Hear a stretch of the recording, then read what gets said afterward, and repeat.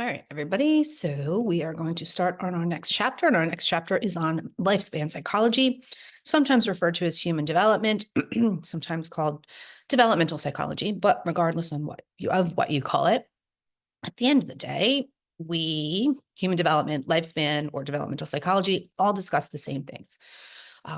It is a branch of psychology that looks at the growth and decline, the accumulation and the loss of both physical, emotional, and socio-emotional factors.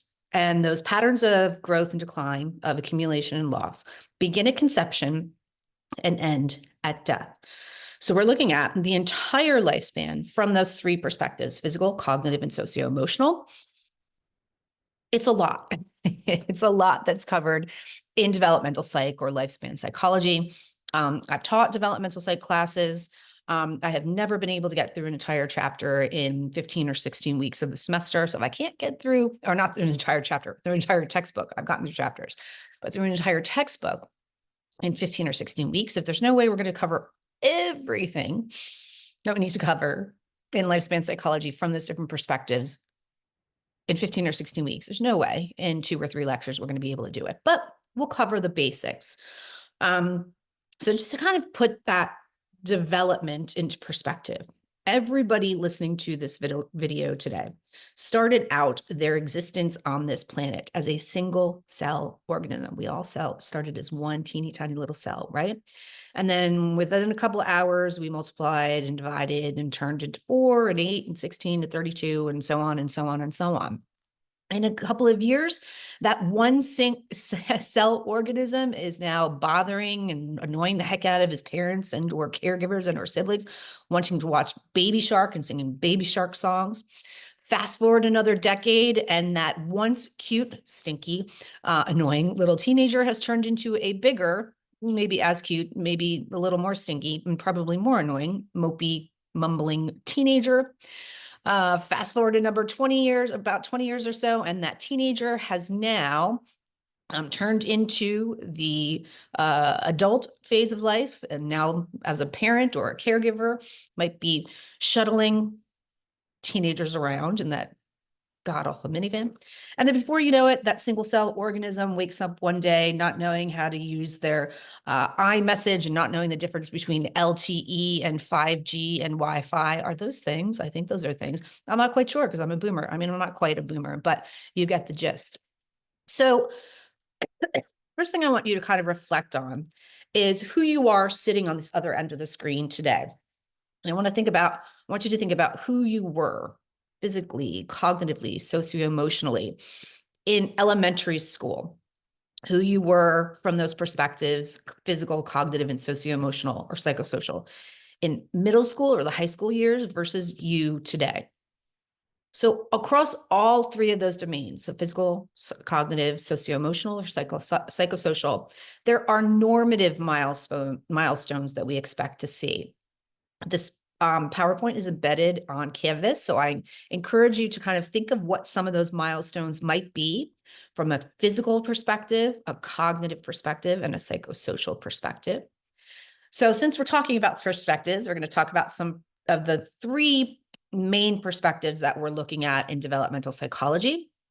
Again, I'm going to encourage you to watch that video looking at the relationship between nature and nurture. Nature being what we come into this world with, custom-made, tailor-made. So nature referring to our biology, so our genetics, our DNA, versus nurture being our upbringing. So the families of origin that we were born into, the blocks that we grew up on, that schools that we went to, what we were and weren't exposed to on a regular basis, to the extent to which your nature or your biology or your nurture, your environment, shapes and influences who and what you are sitting on this other side of the screen today. That's one way we have of looking at human development.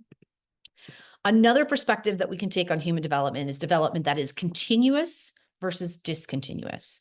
And in continuous development, we make the assumption that development is slow, cumulative, gradual, which I guess you can imply was slow, and quantitative.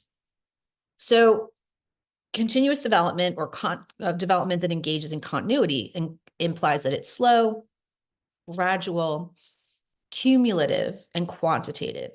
So in order to kind of give you a visual image for that, imagine that you at conception were like a teeny tiny little like infinitesimal snowball, like about the size of this, like even smaller than this little baby goldfish cracker. I'm going to eat and talk. I didn't have a chance to have breakfast or lunch, just my coffee for class this morning. So at conception, you're a teeny tiny little snowball, and you're a snowball at the top of a really steep snow-filled mountain. And we push that teeny tiny little snowball down the mountain. And over time, it's going to accumulate as it descends down the mountain. It's going to accumulate more and more and more and more and more and more snow and get bigger and bigger and bigger and bigger and bigger. So that by the time it reaches the end of that mountain, it is this massive conglomeration of accumulated snow, right? But at that very core of that snowball is that teeny tiny little being that it was eating some more goldfish from birth, right? So that's that's a visual to tie into the cumulative approach, meaning at conception, at birth, when you're very young, you were a teeny tiny little human being, right? And you didn't have a lot of skills or abilities to do much. You couldn't even control what direction your eyes went. But over time, you grew physically, you got larger. So you literally accumulated mass, but you accumulated knowledge and skills and life experience so that you sitting in front of the screen today are really just a larger, more developed, smarter, more individual who has accumulated over a long period of time, 17, 18, 19, 20, 30 years. All of these aspects of who you are, but at your core, you're still that teeny tiny little goldfish. You're just bigger and smarter and have accumulated more. Okay, more goldfish. Discontinuous growth suggests that growth is stage-like, abrupt, and qualitatively different. Now, this is counter to continuous. So any theory that is a stage theory, and we will talk about some of the stage theories in this chapter, we will talk about some of the stage theories in upcoming chapters. Stage theories are in part mostly discontinuous versions of development. So to kind of give you a visual to illustrate discontinuous development, imagine this little caterpillar here, right? So when this caterpillar was hatched, created, however caterpillars come about, delivered, I don't know, however caterpillars make their way into existence. It was this teeny tiny little organism, and it was an organism that had, hang on a second. My dog is eating. No, Hazel. No. Bad girl. Bad girl. Place. Okay. I told you. Pretty much tie any experience in my life, I can tie any experience in my life into psychology. So as I was lecturing, my dog picked up a just bought, recently purchased, and not cheap. Oh my God. Heating pad. And as I'm giving my lecture, I started hearing sound in the background, and I realized that she was chewing through this heating pad. Now, that is a behavior that I do not want her to engage in on a regular basis. So I engaged a form of positive punishment, tying it all here together here, folks, behavior modification. I employed a type of positive punishment to get her to stop doing something I did not want her to do. I identified the behavior. She's chewing on this. I hope she didn't ruin it. She's chewing on this. I yelled at her. That is something she does not want me to do. I said it in a firm voice, something that she does not want me to do. And she stopped the behavior. There you go. I was going to pause it. And then just come back, but psychology in real life. There you go. Okay, let's go back to our little caterpillar, right? Caterpillars like hatched or whatever the heck caterpillars, however caterpillars are birthed. I put you in place, get back into place. Now I am taking away her freedom, a form of negative punishment. She does not want to be stuck in her place. She wants to be able to wander around and have her freedom. I'm removing that from her right now. Go to place.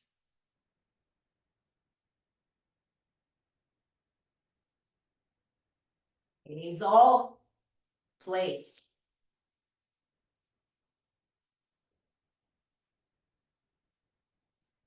Stay.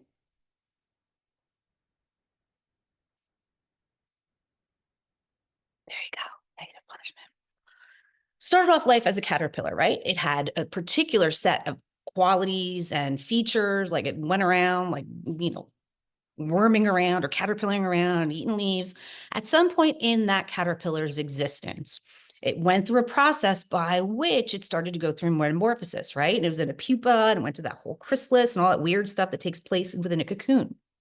Once it was in that cocoon, going through that whole metamorphosizing, I made that word up, and chrysalicizing, it's turning into an entirely new being.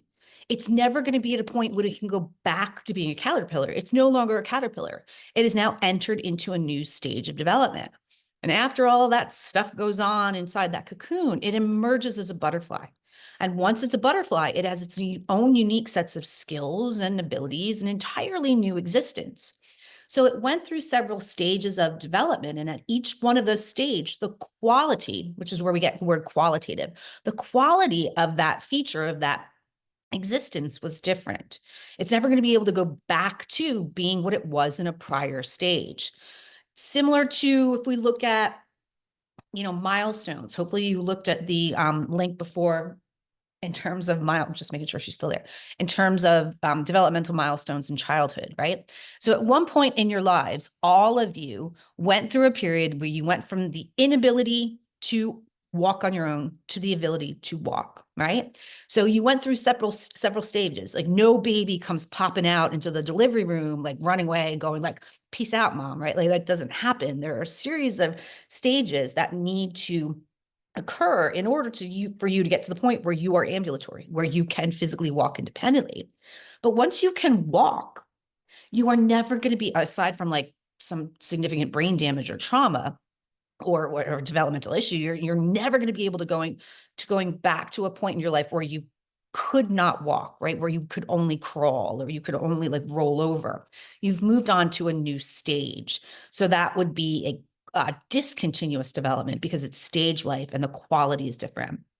And another thing that we need to keep in consideration when we're looking at developmental perspectives is the fact that there are some aspects of development that are fairly universal. So if we look at something like physical development, for the most part, regardless of what culture you're from, regardless of where you're from in this world, for the most part, there are certain trajectories that we expect to see. So there are certain milestones that we expect to see for pretty much everyone, right? Again, nobody pops into this world in the delivery room like, performing differential equations, right? You got to build your way up there.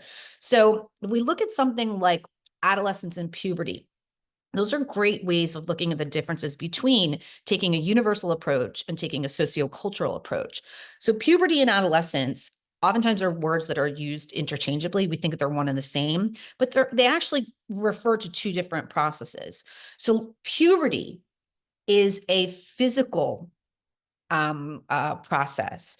The puberty basically refers to a fact, refers to the transition between incapable of sexual reproduction, so pre-pubertal, you're not capable of sexual reproduction, to pubertal, where you are now capable of, say, sexual reproduction. And you go through a fairly predictable number of changes that kind of build upon one another. And that is something that takes place, again, whether you were born in Sewell, New Jersey or Seoul, South Korea.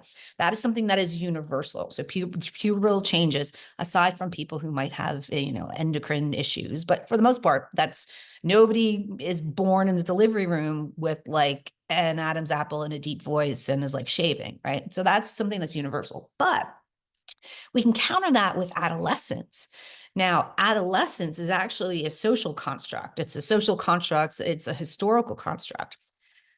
How we make sense of you being a teenager, which we tend to think with puberty, right, is actually socially tied. Now, in my classes, I have the majority of individuals were born and raised in the United States, but not everybody was, right? I have people in my classes that were born in other countries and who have, may have been raised in the United States, or they were born in other countries and have only spent a short period of time here. There are differences in how cultures look at adolescence, how cultures look at transitional changes. So if we look at something like puberty, like at what point does puberty's physical, but if we look at something like adolescence or the teenage years, at what point do you go from being a teen to an adult? Well, that changes. That changes based on a lot of different contexts. Like in the United States, you're a legal adult when you're 18, right? However, I probably have many 18-year-olds who are watching this video who are, still entirely dependent or primarily dependent upon their parents or caregivers for pretty much all of their basic needs, right? I might have individuals in this class, most of the individuals in this class who are underage, so under the age of 21. You are a legal adult. Okay, that's one context. You are 18. However, you cannot legally drink, right? So that is another cultural context definition. If you were raised and currently living in a lot of other countries outside of the United States, at 18, you'd be allowed to drink, right? So we have to, when we're looking at development, we have to take into consideration not just the universal differences, but the social differences and contextual differences as well. Okay, so the way that we're going to approach human development, as I mentioned before, is kind of take a three-pronged approach.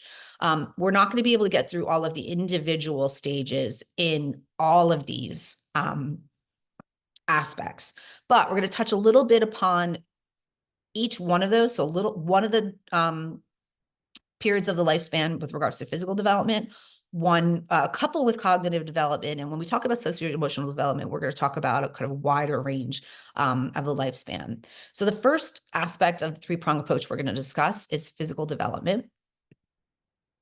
And the only period of the lifespan that we're going to discuss in terms of physical development is prenatal. Now, just a disclaimer, when I suggest that we're discussing lifespan psychology and we're discussing prenatal development, I am not making any ethical or moral assertions here. This isn't like a life begins at conception type argument. But what we do know about the prenatal stage, aside from keeping the religious and values-based and morality-based issues aside, we do know that there's a lot that can and does impact a developing embryo or fetus even before they breathe their very first breath or even before the age of viability. So there are, and the more that we understand about these factors, we understand that there is a significant amount of impact, both good and bad, positive and negative, on a developing embryo or fetus. And knowing what that impact is and can be will increase the likelihood that individuals will not only be born healthy or normative, but some influences that we experience prenatally, unfortunately, might not necessarily be evident at birth, but might be evident at future points in our lives. So that's one of the reasons, or that is the main reason that we involve prenatal stages in terms of lifespan psychology. All right, so we can break down a pregnancy into three different stages. If you've been pregnant before, you know anybody who's been pregnant, you probably have heard of the 3 trimesters. And 3 trimesters are just like a way of taking 9 months of a pregnancy and breaking it down into 3 individual, nice, neat, and tidy 3-month packages.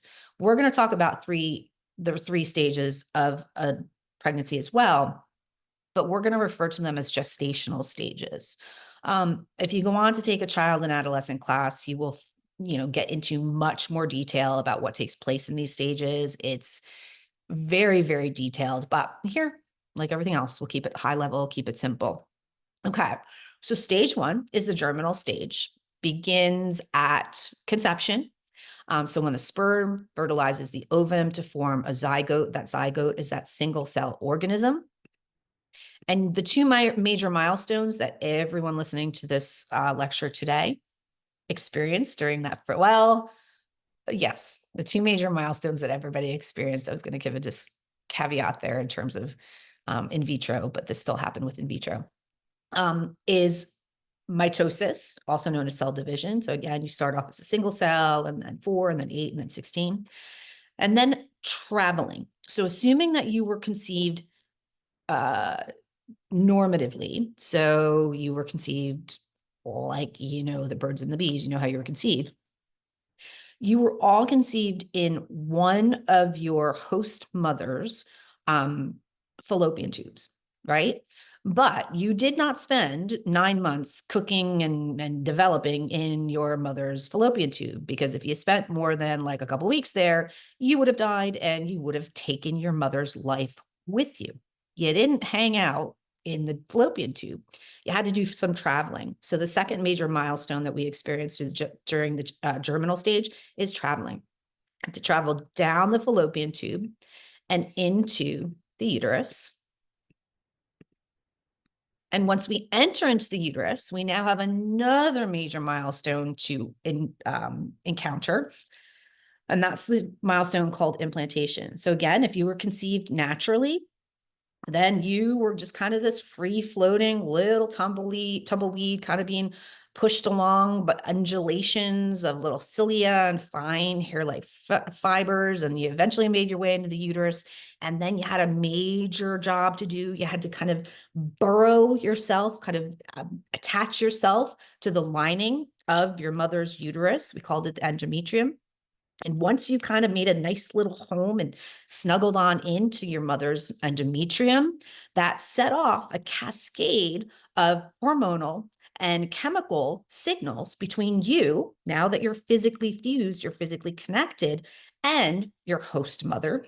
I just like saying the host mother, your host human. And once you physically implant, which is what we call that, implantation. So once you snuggle up and find a nice little warm space to like get your blanket and pillow, once you are physically fused to the host mother, you get your first name change. We now call you an embryo. So the embryonic stage begins at about 3 weeks after conception, and it lasts until about 8 weeks after conception.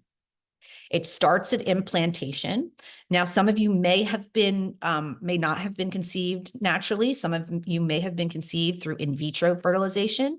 You still went through the mitosis, so you still went through the cell division. But what happened was that took place outside of the uterus. And then at some point, you were implanted into your mother's uterus. You still had to go through and kind of make a nice little home, and all of that, snuggling on in would set off that cascade of hormonal communication between you and mom back to you, and chemical communication. And we start to see with that hormonal communication, we start to see a rise in pregnancy hormones, and what that rise in hormones, that surge in hormones helps to do. It helps to support you, and it help to support you to grow you into the eventually 18 or 19 or 30 or 50-year-old human that you are today. A lot of things going on during the embryonic stage, but in terms of this class, the most important process is a process that we call organogenesis, which basically means the development of organs. So genesis meaning the beginning, the growth, the start, organo meaning organs, right? So by the time you're done with the embryonic stage, so at 8 weeks post-conception, most of your major organs have already been formed. Now, they're not all fully functioning. You don't have a brain you have a brain, something that resembles a brain, but like you can't think, you can't talk, you can't walk, right? None of that is taking place. These are all really, really rudimentary and crude systems. You're not viable at 8 weeks post-conception. But all the major structural organs have been formed, and some of them are actually working. So with very, very detailed and sensitive techniques, we potentially could detect a heartbeat at 8 weeks. All right, last fetal stage or last stage of gestational development is the fetal stage, picks up where embryonic left off. So it picks up about 9 weeks post-conception. It runs till about 40 weeks post-conception. And that might sound weird because you might think like, wait, I thought a pregnancy was 36 weeks, right? Well, here's where it gets kind of technical. Technically speaking, if we're talking about weeks in gestation, we start to count your gestation. So technically you are pregnant. It's not really accurate, but so gestation is kind of a look back period. So if you are pregnant, in order to figure out at what stage in your pregnancy you are, aside from doing like, ultrasounds um, yeah, ultrasound.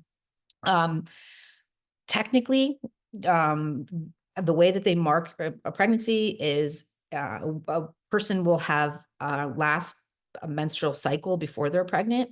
So their last period before they're pregnant, and they'll count 2 weeks beyond that. And the assumption is about 2 weeks after that is when you actually got pregnant. So that's where that 4 week span came in. So technically they'll ask you what's the date of your last monthly period, and they'll start the beginning of gestation. So the process that got everything going about 2 weeks before that.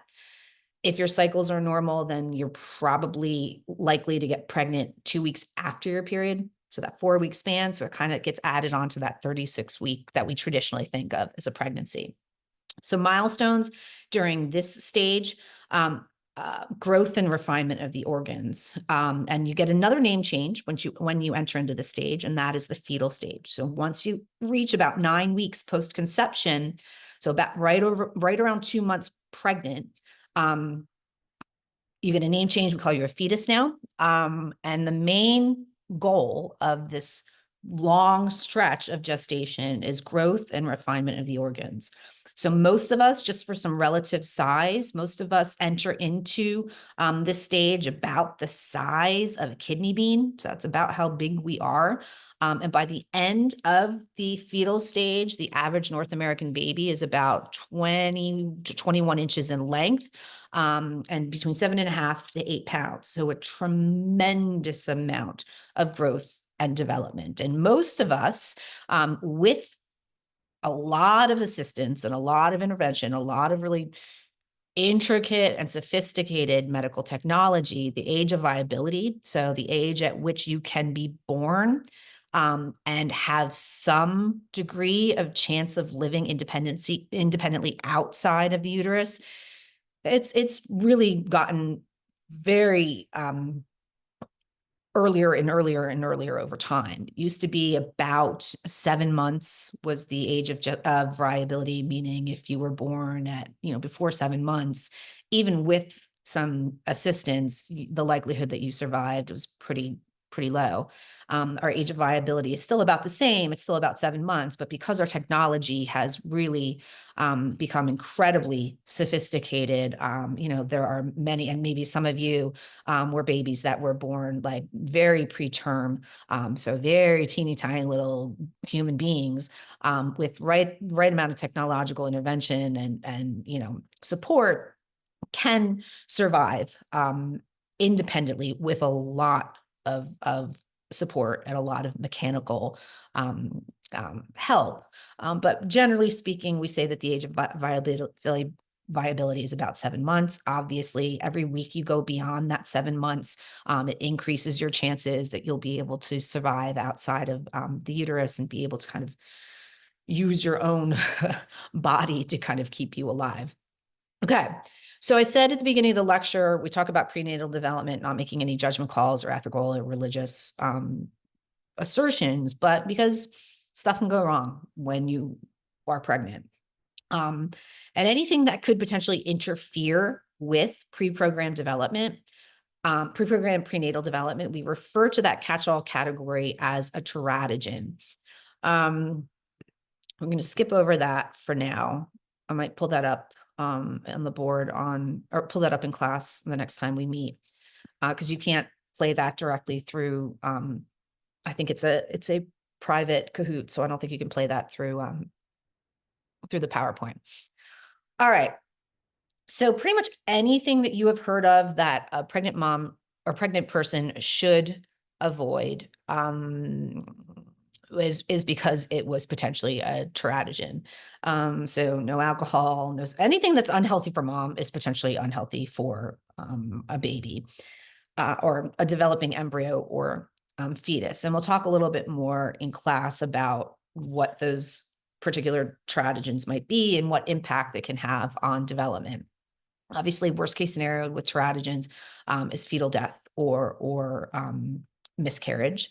But there are a lot of teratogens that might not lead to miscarriage or death, but that can have both short-term and long-term impacts on a developing embryo or fetus. But we're looking at those teratogens. The most important thing to think about are the following. One being timing. So anything can go wrong at a pregnancy, during a pregnancy at any point. There is no safe period during a pregnancy, but if we had to pick the time during which the organism is at the highest risk for both structural damage and short and long-term damage, it would be during that embryonic stage. It would be in that period of organogenesis. And if you think about it, it kind of makes sense, right? So if you introduce something that could cause what we used to call a birth defect, but that's not really an accurate term. But if I say birth defect, it makes sense to you. If you introduce something that is going to interfere with regular pre-programmed development during the point in which those significant structures are being formed, then yeah, you can see how that would be put much more damaging to any structural development taking place. But again, anything can go wrong during a pregnancy at any point, but the timing at which the organism is most sensitive to embryo or to teratogenic introductions would be during the embryonic stage. These next two are kind of common sense. So the amount of exposure and the frequency of exposure. If like you're like smoking and drinking and not and you're sexually active and you're not using any form of birth control and you accidentally get pregnant and you get pregnant on like spring break and you 2 weeks later you miss your period and you take a test and you're like, oh crap, and you don't drink for the remainder of your pregnancy and you don't smoke for the remainder of your pregnancy. Yeah, were you drinking and smoking for the first 2 weeks, 3 weeks? Yes. Is that likely to have long-term long-standing impacts on your developing embryo or fetus? Probably not. Very likely not, or it's very unlikely that it would. But if you're drinking and smoking on spring break and you come home and you find out you're pregnant and you continue to drink and smoke for the remaining 7 months, so the frequency of exposure is there and the amount of exposure is high, that you're more likely going to have more significant impacts and see more significant teratogenic effects. Again, I'm going to introduce you to, or I'm going to encourage you to click on this link here. I'm not going to show it in the video. It's going to go into the relationship between a mother's environment while she is pregnant and the long-term impacts that it can have, not only on the baby that is born, but also future individuals. We talked about this a little bit when we watched that video on generational trauma. And if you remember those mice, were they mice or rats? I think they were mice that had they began to associate, they received an electrical shock every time they smelled almonds. And they began to associate that smell with that fear response, that deep-seated fight or flight sympathetic nervous system response. And so that the offspring of those mice had more almond receptors. So it was kind of like telling those babies like, oh my gosh, this is a danger. Like, watch out. Almonds are bad. Almonds are terrible thing. There's a lot of research that suggests something similar in terms of humans as well, and the impact that a pregnant mother's environment has on development, not only her health, but their offspring and future generations as well. All right, we're going to stop there, which means during our next class, we are going to talk about our second prong of the three-prong approach. We're going to talk about cognitive development, and we're going to talk a little bit about Piaget's stages of cognitive development. All right, folks, take care. See you next class. Show you my dog. say goodbye to my puppy. She stayed in place. Wow. Say hello, dog. Oh, there you go. That is the culprit.